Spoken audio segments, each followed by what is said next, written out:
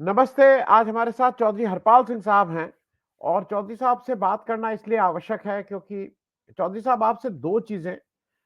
एक तो जी। यह कि डल्लेवाल साहब जो एक अनशन कर रहे हैं और अब बहुत मुश्किल दौर पे है क्योंकि किसी दिन भी कुछ भी हादसा हो सकता है। सरकार के कान में तो तेल पड़ा हुआ है, केंद्र सरकार को इससे मतलब ही नहीं है। उसने 700 लोग आपके शहीद हुए थे, उसके लिए एक गिनती और बढ़ जाएगी कि 700 में एक इजाफा और हो जाएगा। तो एक तो मैं जरा आप चौधरी साहब आपसे डल्लेवाल साहब की बात समझना चाहूंगा कि क्या क्या मुश्किल, क्या दिक्कतें हैं, क्यों नहीं अनशन खत्म कर रहे हैं। और दूसरा जरा 2025 में किसानों का क्या एजेंडा रहेगा, क्योंकि दिक्कतें तो बहुत हैं लेकिन उसमें से तीन चार जो प्रमुख दिक्कतें हैं उस पर जरा बात करेंगे। लेकिन शुरुआत हम लोग डल्लेवाल साहब से करते हैं। चौधरी साहब। डल्लेवाल साहब की कोई दिक्कत नहीं है, दिक्कत ही सरकार की है। जब वो 13 महीने आंदोलन चला था हमारा दिल्ली में, उस आंदोलन में जब बिल वापस लिए सरकार ने तो स्पष्ट कहा गया था कि हम एमएसपी गारंटी कानून बनाएंगे, कमेटी बनाएंगे और बहुत जल्दी कमेटी निर्णय करेगी, हम पूरे देश को एमएसपी गारंटी कानून देंगे। इसकी बैक में जाना चाहता हूँ आपसे 2 मिनट। डल्लेवाल साहब का भी ये कहना है और हम सबका ये कहना है, पूरे देश के किसानों का ये कहना है कि 2014 में, आप मेरे पास वीडियो है और कहो तो मैं सुनवा दूं आपको, पूरा देश ने देखा वीडियो। प्रधानमंत्री कुर्सी पर कौन बैठा है ये अलग बात है, प्रधानमंत्री कुर्सी निर्णय करती है क्या होना है। प्रधानमंत्री कुर्सी पर जो व्यक्ति बैठा है उसने स्पष्टली ये भाषण दिया और 5 क्लिप मेरे पास है, मैं सुना दूंगा आपको। उन्होंने कहा था कि हिंदुस्तान के किसान जो खेती करते हैं उनका खाद लगता है, बीज लगता है, पानी लगता है और दवाई लगती है और बहुत महंगा मिलता है और वो बाजार लुटता है। और जब तक उन किसानों को भारत के एमएसपी गारंटी कानून नहीं मिलेगा तब तक देश का किसान तबाह हो जाएगा। ये किसी व्यक्ति ने चौकीदार कह रहा है या कोई गांव का आदमी कह रहा है, ये बात उस व्यक्ति ने कही जो प्रधानमंत्री है। और इस पर कहा कि हम एलडी स्वामीनाथन की रिपोर्ट के आधार पर C2 प्लस 50% जोड़कर मुनाफा हम देश के किसानों को रेट देके आ देंगे 23 फसलों का। बात देश के प्रधानमंत्री कही थी। और दूसरा बड़ा स्पष्ट कहा प्रधानमंत्री ने, हम चुनाव जीतेंगे, देश के किसान कर्ज में डूबा हुआ है, कर्ज में जीता है, कर्ज में मरता है वो। और हम आकर पहली कदम से पहली कैबिनेट की मीटिंग में और पहला निर्णय होगा किसानों को कर्ज मुक्त किया जाएगा। ये बातें किसी व्यक्ति ने, प्रधानमंत्री की बातें। आज जो लोग बात करते हैं कि मोदी की हम बात कर रहे हैं, मोदी बात नहीं कर रहे हैं हम। आज मोदी प्रधानमंत्री है इसलिए मोदी बात कर रहे हैं हम, और वायदा प्रधानमंत्री मोदी किया। इसलिए तकलीफ ये बहुत बड़ी कि इस पद की सीमा क्या है भारत के अंदर। तो अब हम ये कह रहे हैं कि अब एमएसपी गारंटी कानून दे हमें। और इस गारंटी कानून के लिए 3 बार झूठ बोला इन्होंने, 3 बार झूठ बोला है। जब हम धरना उठाया तब झूठ बोला, और सेलेक्ट कमेटी भी तय कर चुकी है, आपकी संसदीय कमेटी है वो मान चुकी है कि गारंटी जरूरी है एमपी की और कोर्ट कहना जरूरी है। उसके बाद प्रधान नहीं दे रहे, इसलिए डल्लेवाल जी ने, हम जब 13 महीने जो धरने बैठते जब घर जा रहे थे तब भी डल्लेवाल ही एक व्यक्ति थे जिन्होंने ये कहा था कि नहीं, हमें एमएसपी गारंटी चाहिए। ये पूरे भारत का निर्णय, हम गद्दारी कर सकते इसके साथ। कल को लोग कहेंगे कि पंजाब के लोग चले गए और एमएसपी नहीं दी गई, तो डल्लेवाल जी ने फिर तय किया कि नहीं, हम एमएसपी लड़ेंगे। और जो हमारी बैठक हुई पहली आपकी गुरुद्वारा रकाबगंज में एक्ट नॉट पॉलिटिकल की, तो भाई तय किया गया था कि आपके जो आंदोलन छेड़ा गया हम, वो आंदोलन नॉट पॉलिटिकल होगा और निश्चित हम उसको लेकर मांगे गारंटी। अब आप देखिए, हमने एक पत्र भेजा है कि हम दिल्ली आ चाहते हैं, आप हमें जगह बता दें, जंतर मंतर या लाल पर बैकग्राउंड नहीं बताई। अब फिर लोग खरौज पैदल चले, खरौज चले दिल्ली के लिए और समूह दिल्ली चले। किस तरीके से खरौज बॉर्डर पर लाठियां भाजी, गोली भाजी, एक लड़का मारा गया और ट्रैक्टर तोड़े के सैकड़ों घायल हुए, मुकदमे लगाए। तो फिर हमने तय किया ठीक है, अगर आप दिल्ली नहीं देंगे तो यहीं बैठे हम, फैसला ही होगा। तब धरना चल रहा है। अब डल्लेबाजी तय कर चुके हैं। डल्लेबाजी हमने साफ कह दिया कि मैं बैठूंगा आमंत्रण पर, और मैं जब तक ये कानून नहीं बनेगा, चाहे भले में साथ देनी हो, मैं कोई अंजल नहीं करूंगा। केवल पानी पीते हैं, कोई अंत्याग नहीं पूरा। और आज भारत का इतिहास टूट चुका है। महात्मा गांधी का 22 दिन हुआ और जितिन दास जो थे भगत सिंह के साथ ही, वो 40 दिन तक वो अंतर हुआ था उनका। अन्ना हजारे का कुल 7-8 दिन हुआ और रामदेव तो 3 दिन में बोले थे, अस्पताल भर्ती हो गए जाके। और एक नौजवान अभी बिहार में बैठा अंतरकन्या अमरसन, क्या किशोर क्या नाम है, वो 2 दिन भर्ती हो गया अस्पताल में। और डल्लेवाल ने, और ये पहला आंदोलन है भारत के हिस्ट्री का कि किसी देश के किसानों की समस्या को लेकर, किसानों की रोजी रोटी को लेकर कोई व्यक्ति भी जान दे रहा है और जान पर खेलबाजी खेल रहा हो। तो ये बहुत स्पष्ट हो गया है। अब भी उन्होंने साफ कह दिया है कि मेरे मरने के बाद मेरी बॉडी की अंत्येष्टि नहीं की जाएगी, और जब तक ये मांग नहीं मानी है और हमने तय किया आगे फिर कोई अंतर बैठेगा। लेकिन अब ये बॉर्डर पे मोर्चा है, ये फैसला आर पार होगा। अब लड़ाई लीडरों के बीच है, डल्लेबाजी लीडर है, लेकिन दिक्कत यह है कि सरकार में लीडर नहीं कोई। अब सरकार डीलरों की है, समस्या आ रही है, सरकार डीलर चला रहे भारत के, इसलिए दिक्कत आ रही। कोई लीडर होता तो बात मानता, इसलिए दिक्कत तो आ रही है, लेकिन लड़ाई आर पार होगी।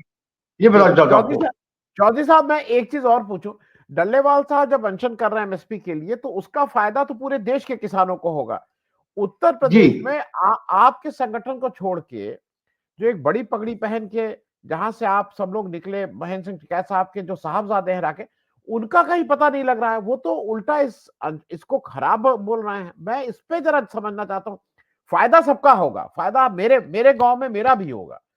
तो ये डल्लेवाल साहब के साथ बाकी लोग क्यों नहीं खड़े हैं, केवल आप अकेले क्यों खड़े हैं? आनंद बर्धन जी, मैं आज बहुत स्पष्ट कर दूं, मैंने अपने जीवन के 22 साल दिए परिवार के साथ, 87 से लेकर 14 तक, और मैं बड़ा राइट हैंड था। और मैं वो व्यक्ति हूं जो पूरी यूनियन में, भारतीय किसान यूनियन में टिकैत साहब से मैं साथ में था उनके, मैं पहला व्यक्ति हूं जिस पर एनएसए लगी, राष्ट्रीय सुरक्षा कानून, और मैं झेला 6 महीने। वो टिकैत साहब थे। ये जिसकी बात कर रहे हो आप, राकेश टिकैत की, हकीकत तो यह है आज कि जब तक ये व्यक्ति किसानों के आंदोलन में रहेगा, इस भारत का कोई भी आंदोलन सफल नहीं होने की स्थिति में नहीं होगा। ये आंदोलन नहीं है, ये तो एक डीलर है बहुत बड़ा, किसान नेता नहीं है ये डीलर है। देखो, पहलवानों का आंदोलन खुलेआम डील किया इसने। और साक्षी मलिक जो खिलाड़ी थी, उन्हें किताब लिखी विटनेस, और जब उसका इंटरव्यू आया पूरे भारत में, उन्होंने बहुत क्लियर कहा कि मैं सुनती थी कि टिकैत बंधु मूवमेंट हाईजेक करते हैं आंदोलन और फिर बेच देते हैं, हमारे आंदोलन में ऐसे ही हुआ। वो लिखती है, साफ किताब लिखी उन्हें, बात तो हमेशा के लिए कि जब हरिद्वार हम जा रहे थे तो बजरंग पूनिया पे फोन आया अमित शाह का कि आप अभी मेडल मत बहाना, हमारा आदमी आ रहा है आपके पास। और बोले हम बैठे रहे 1 घंटा। उसके बाद उनका आदमी आया, वहां पहुंचे नरेश टिकैत जी, खिलाफ मेडल हमें दे दो आप। बोले हम पर दवा बनाया गया, 4 तरफ घेर ले गए, हम मेडल ले लिए गए। और जब मेडल लेकर हम सुसोली तरफ बढ़ रहे थे, अपने गाँव ले आ रहे थे उन्हें, ये तभी हमें महसूस हो गया और आंदोलन खत्म हो गया, हम जो है थक लिए गए, तो आंदोलन ठिकान लग गया। और वही हुआ, बॉक्स को हटवाया गया, सौदा हुआ आंदोलन का, और आज बेचारी मजबूर होकर खिलाड़ी खेलते हुए दे दी उस लड़की ने। तो इन्होंने आंदोलन बेचा, भट्टा पार्सल बेचा, लखीमपुर बेचा और एमएच बेचा। इसकी तो हिस्ट्री है। ये व्यक्ति आज किसान आंदोलन, ये सरकार, इनका क्या हिसाब है, जो सरकार भी आएगी उस एज में काम करते हैं ये। क्योंकि बात क्या, आनंद जी, आनंद वर्धन जी, आज बात ये हो गई, ये बात साफ होगी भारत में। अब कोई व्यक्ति भी, चाहे पॉलिटिकल नेता हो चाहे किसान नेता हो, जिसका अवैध कारोबार होगा, जिसका अवैध कारोबार होगा, वो सरकार से आंख मिला के लड़ नहीं सकता, वो कमजोर व्यक्ति होता है। सबसे बड़ी कमजोर कड़ी आंदोलन की होती है एक अवैध कारोबारी, और इसका अवैध कारोबार है। जब मैं जाता था बहुत छोटी स्थिति थी, बहुत मामूली किसान थे, आज हजारों कोटी प्रॉपर्टी की बात है। ये अवैध कारोबारी है, जो सत्ता आएगी ये उसके साथ मिलेंगे, बैठ करेंगे और धोखा देंगे। इसलिए इस आंदोलन में ये नहीं है, इस आंदोलन में शामिल नहीं हो सकता है, और है भी नहीं, होगा भी नहीं, क्योंकि बिकेगा नहीं इस पर, लीडर लड़ रहे हो तो।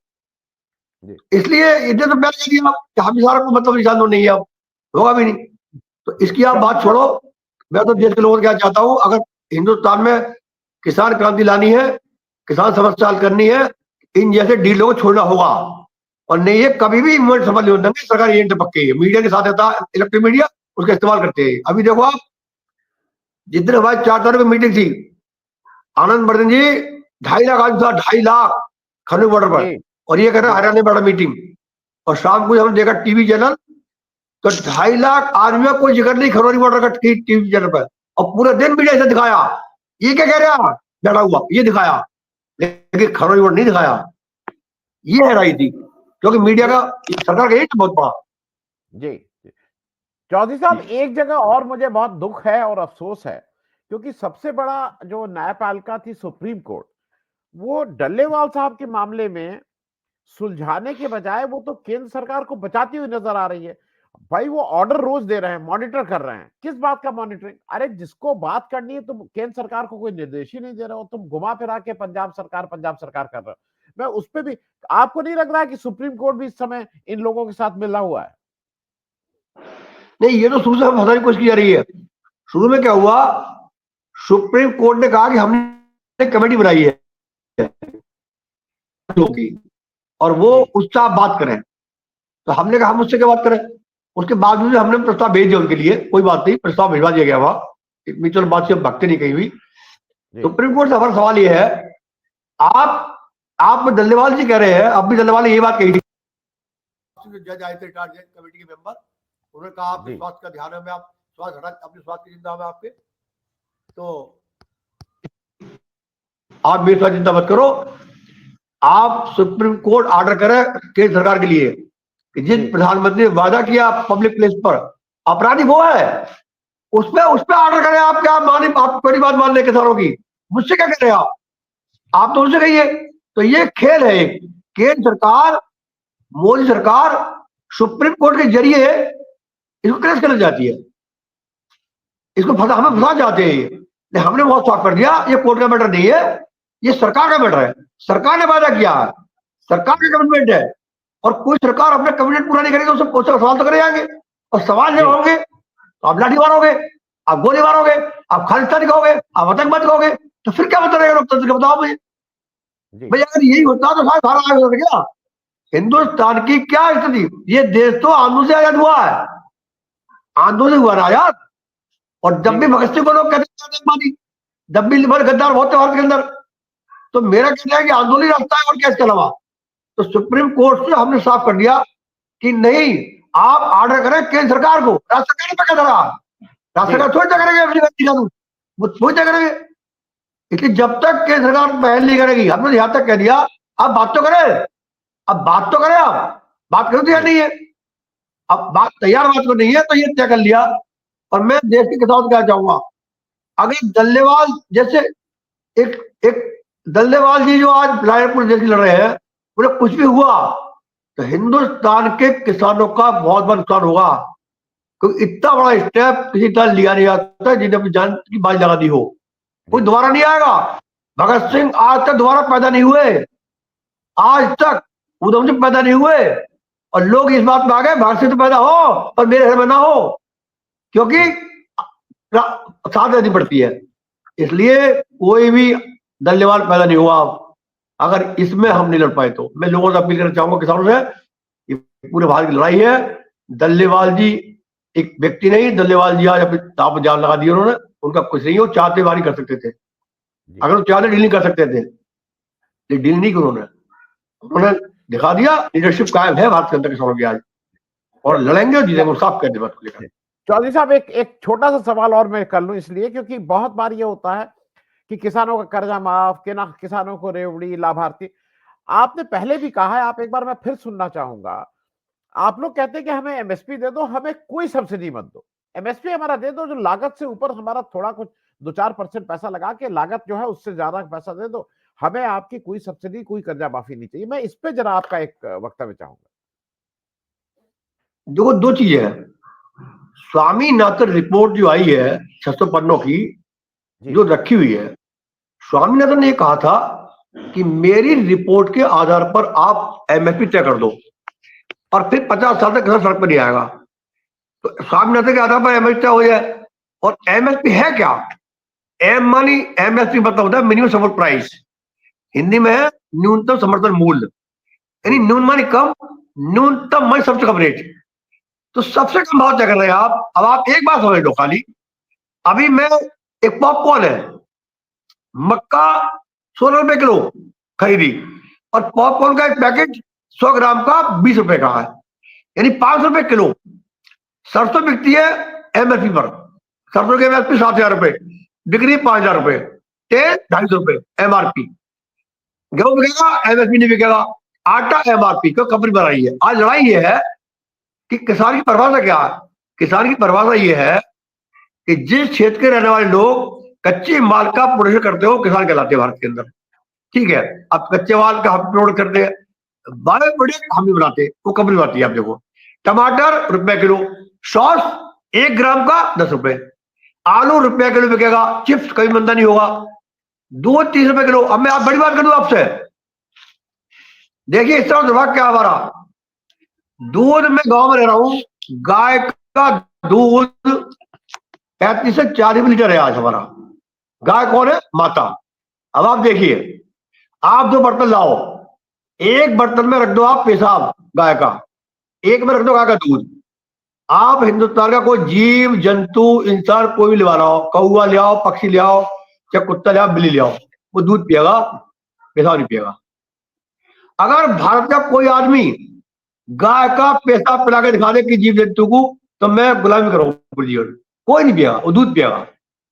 लेकिन और क्या, और ये बोलते हैं बहुत जोर से गाय हमारी माता, गाय हमारी माता। हम भी कहते हैं हमारी माता। चलो, आज तक कोई माता ऐसी पैदा नहीं हुई दुनिया में, चाहे पशु की पक्षी की हो, जिसने अपने बेटे को पेशाब पिलाया हो। हर बेटा दूध पीता है। लेकिन ये कर रहे हैं, एक बाबा रामदेव जो 2014 में बड़ा सिया ठुके क्या कहना था, हाँ बताओ बच्चों, DL 35 चाहिए 60, बच्चे कहे 35, लाओ सरकार मोदी की, बताओ बच्चों तो चाहिए 200 का, बच्चे बोले 200 का, लाओ मोदी को। हाँ बच्चे बताओ पेट्रोल 60 चाहिए 100, क्या हमें चाहिए 30 का, लाओ मोदी को। और जब उस बाबा से आज पूछे जा रहा है कि बाबा अब DL 100 बिक रहा है, तो बाबा क्या जवाब देता हरियाणा में पत्रकार से, तू मेरी पूछ पाड़ ले, पूछ पाड़ ले, क्या कहना। अब बताओ आप, मतलब कितना बेहाल है लोग। वो कहा अपने बच्चे ने जो 50 के डीजल पेट्रोल पे 60 पेट्रोल था, गाड़ी आप गए नहीं आज कि नहीं, मेरा ड्राइवर नहीं आया।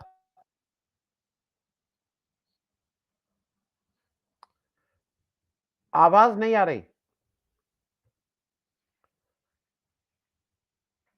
आवाज आवाज।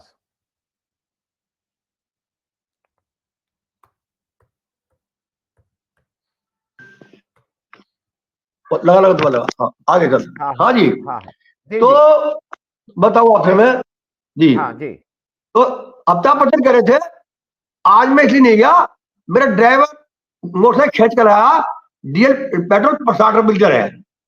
आप बताइए आप, तो ये आपने चीन की पूरी जो एक गैंग था इनका, ये बोलता था आज 100 रुपए पेट्रोल है, 95 डीजल है, गैस 900 रुपए की है, और कोई नहीं बोलता। बाबा कहता पूछ पाड़ लो, और वो बाबा 100 रुपए litre MRP maximum retail price डालकर बोतल पे, और पैसा बेच रहा है भारत में, पैसा बेच रहा है भारत में। बताओ भैया, माँ का पैसा बेच रहा है और राजभक्ता बैठा है, ये स्थिति बताओ। और हम मांग रहे हैं MSP, हम मांग रहे हैं MSP लठ में जाओगे और पैसा बिकवाओगे MRP पर, हमें कौन सा टैक्स देना है आप जी, लड़ाई का है ना हमारी जी। चौधरी साहब, बस एक चीज आपसे, आपके मार्फत एक गुजारिश करना चाहेंगे डल्लेवाल साहब से। देखिए, उनकी उनकी जान बहुत बेशकीमती है।